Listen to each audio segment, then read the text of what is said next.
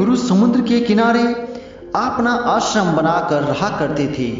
वे रोज शाम को आश्रम के बाहर खड़े होकर समुद्र के ऊपर उड़ने वाले बाज को बड़े ध्यान से देखा करते थे। एक शाम को वह रोज की तरह समुद्र के किनारे खड़े होकर एक उड़ते हुए बाज को निहार रहे थे कि तभी उनके आश्रम के कुछ शिष्य उनके पास आकर खड़े हो गए और वह सभी भी उस उड़ते हुए बाज को निहारने लगे। थोड़ी देर तक उस बाज को देखने के बाद उनमें से एक शिष्य ने गुरु से पूछा, गुरुदेव, आप रोज शाम को उड़ते हुए बाजों को क्यों देखते हैं? शिष्य का यह प्रश्न सुनकर गुरु कुछ देर तक तो मौन रहे, फिर अचानक बोल पड़े, जिंदगी में अगर कुछ बनना है तो एक बाज बनना, कभी तोता मत बनना, क्योंकि तोता बोलता तो बहुत है लेकिन कभी कुछ और नहीं कर पाता। लेकिन एक बाज जो कि हर समय शांत रहता है पर आकाश को भी छू लेने का सामर्थ्य उसके अंदर होती है। गुरु ने आगे कहा, आज मैं तुम्हें बाज के जीवन से 8 ऐसी बातें बताऊंगा जो कि हर इंसान को बाज से सीखनी चाहिए। जीवन की बहुत बड़ी सीख इन 8 बातों में है। पहली, एकाग्रता। जब भी बाज को शिकार करना होता है तो वह एक बार अपने शिकार को निश्चित कर लेता है, फिर वह किसी दूसरे शिकार पर ध्यान नहीं देता। शिकार का आकार उसे छोटा हो या फिर उससे कई गुना बड़ा हो, एक बार शिकार चुन लेने के बाद उसकी हर गतिविधि पर पैनी नजर रखता है। यदि मछली का शिकार करना होता है तो वह समुद्र के हर मछली को अपना शिकार नहीं बनाता, बल्कि उसमें तैर रही किसी एक मछली को ही अपना शिकार बनाता है। फिर वह उसकी हर एक गतिविधि पर नजर बनाए रखता है कि वह कब ऊपर आती है और कितनी देर तक वहां रहती है, कितनी देर बाद वह पानी से ऊपर छलांग लगाती है। वह हर एक चीज जो शिकार करने की उसके काम को आसान कर सके उसका बड़ी ही सावधानी से निरीक्षण करता है। तो इससे हमें सीखना चाहिए कि 10 अलग अलग लक्ष्यों में अपनी ऊर्जा बर्बाद करने की बजाय हमें किसी एक लक्ष्य पर पूरी एकाग्रता से ध्यान देना चाहिए और जितना हो सके उस लक्ष्य के बारे में सीखिए, जानिए और पढ़िए और साथ ही इस चीज का भी अवलोकन करें उस लक्ष्य को पाने में क्या क्या चुनौतियां आने वाली हैं और हमें कैसे उन चुनौतियों को आसान बनाना है। यह सब बातें हमें जाननी चाहिए। दूसरी सीख, बाज हमेशा सबसे ऊपर और अकेला होता है। वह कभी भी किसी चिड़िया, कौवा या छोटे पक्षियों के साथ नहीं उड़ता। बाज या तो बाज के साथ उड़ता है या फिर अकेला होता है।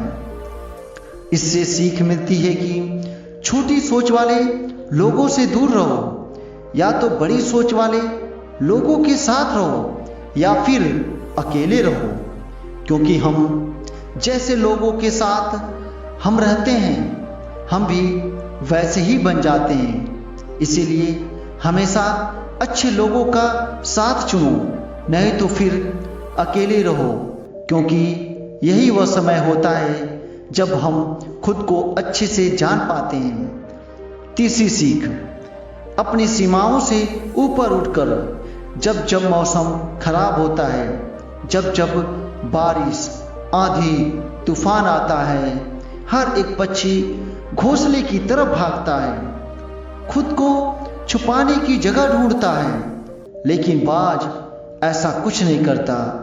वो खुद की सीमाओं को तोड़कर बादलों से भी ऊपर उड़ने का प्रयास करता है। हवा भी उसे थपेड़े मारती है, पंख उसके भारी हो जाते हैं, पानी और धूल की वजह से उसे कुछ दिखाई नहीं देता, लेकिन फिर भी वह आसमान की तरफ उड़ता रहता है। अंततः बादलों से भी ऊपर निकल जाता है और वहाँ तब तक उड़ता रहता है जब तक कि मौसम ठीक नहीं हो जाता।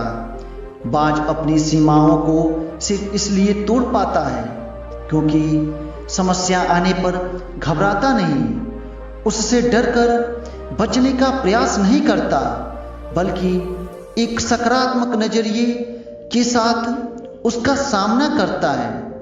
इससे हमें सीख मिलती है कि जीवन में जब भी समस्या आए तो उससे भागो मत, उससे बचने का प्रयास मत करो, जबकि समस्या के आंखों में आंखें डालकर तब तक उसका सामना करो जब तक कि वह समस्या पूरे तरीके से समाप्त न हो जाए।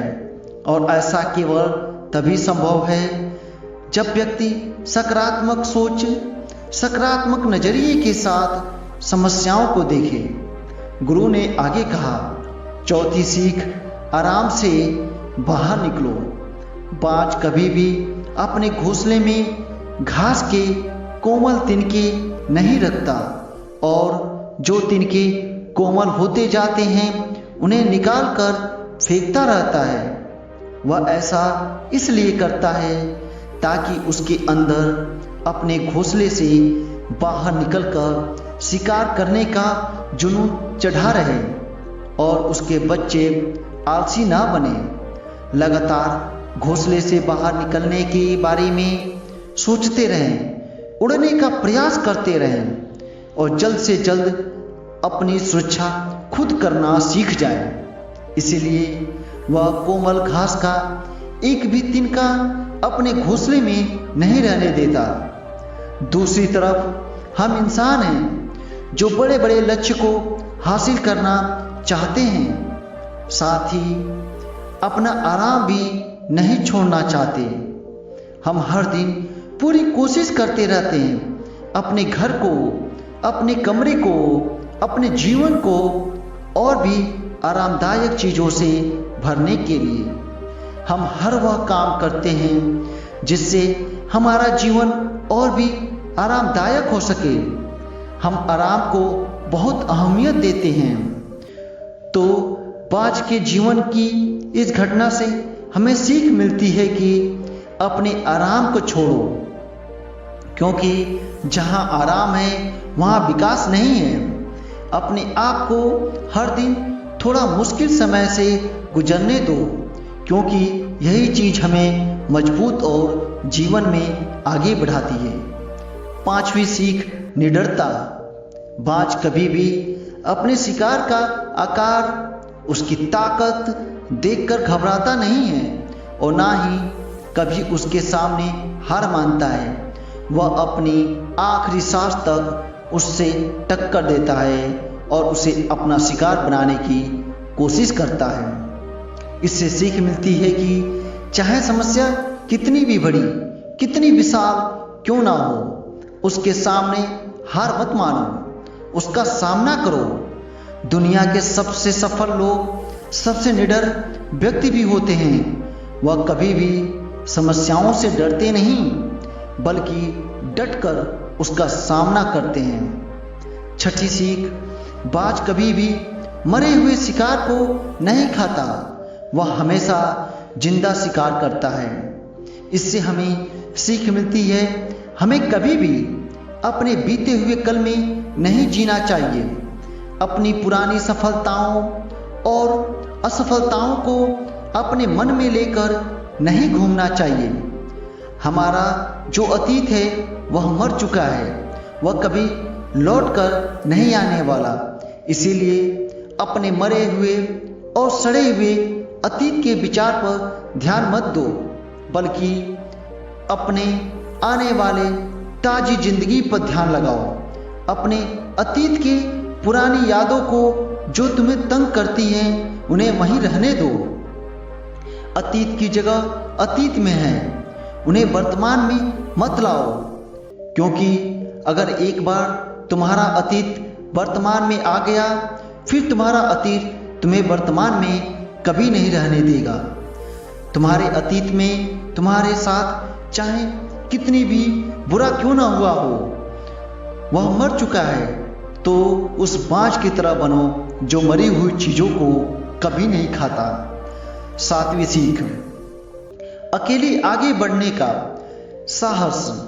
बाज हमेशा अकेला शिकार करता है। शायद उसे भी पता है, भीड़ हौसला तो देती है मगर हमारा साहस छीन लेती है। जो अकेले अपने लक्ष्य के लिए निकल पड़ता है, बाज तो कभी किसी दूसरे बाज से सहायता ना ही लेता है और ना ही कभी किसी की सहायता करता है, अपने बच्चों का भी नहीं। जंगल के राजा शेर को भी झुंड बनाकर शिकार करते हुए देखा जा सकता है, लेकिन बाज को नहीं।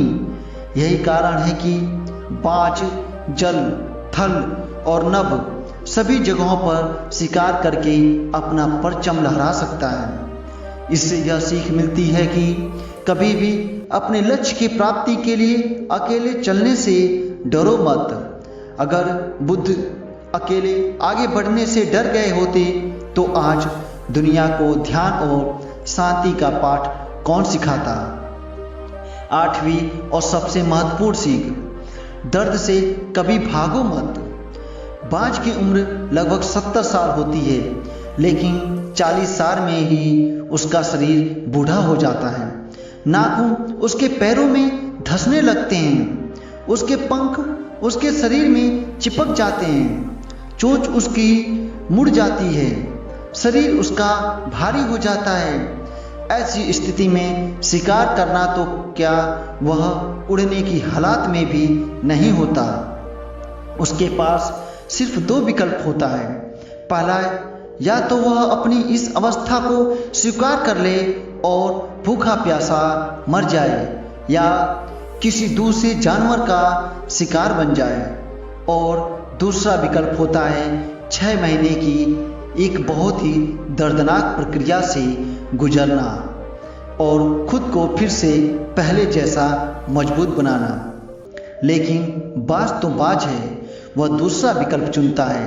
इसके लिए खुद को एक बहुत ऊंचे और सुनसान पहाड़ में ले जाता है। पहले अपनी चोंच से सारे पंख को खींचकर उखाड़ देता है, फिर चट्टान पर पैर मार मार कर अपने पंजे तोड़ देता है। उसके बाद उसी चट्टान पर अपनी चोंच को पटक पटक कर तोड़ देता है और इस लहूलुहान अवस्था में खुद को दूसरे जानवरों से छिपाता फिरता है। अगले 6 महीने तक दर्दनाक अवस्था से गुजरता है और इंतजार करता है नई चोंच, नई पंख और नए पंजे को निकलने का। 6 महीने की इस दर्द भरे समय के बाद जब उसके नए पंख, नए पंजे, नए चोंच उग आती हैं, अपनी नई जिंदगी शुरुआत करता है और निकल पड़ता है अपने शिकार पर और अगले 30 सालों तक फिर राज करता है।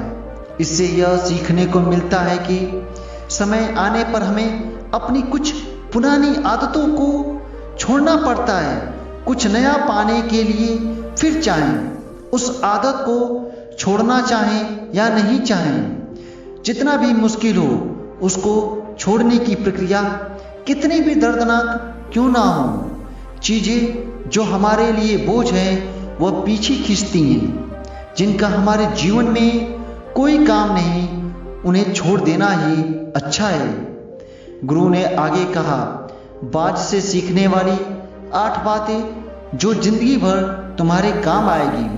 शिष्यों ने कहा, गुरुदेव, हमने तो कभी सोचा ही नहीं था कि बाज जैसे पक्षी से भी इतना कुछ सीखा जा सकता है। इसके बाद सभी शिष्यों ने धन्यवाद किया और अपने अपने काम पर लौट गए।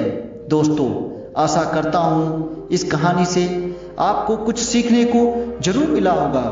आपको याद दिला दूँ, अगर आपने अभी तक हमारे चैनल को सब्सक्राइब नहीं किया है तो चैनल को सब्सक्राइब करें, वीडियो को लाइक करें और शेयर करें। धन्यवाद। मिलते हैं अगली कहानी में।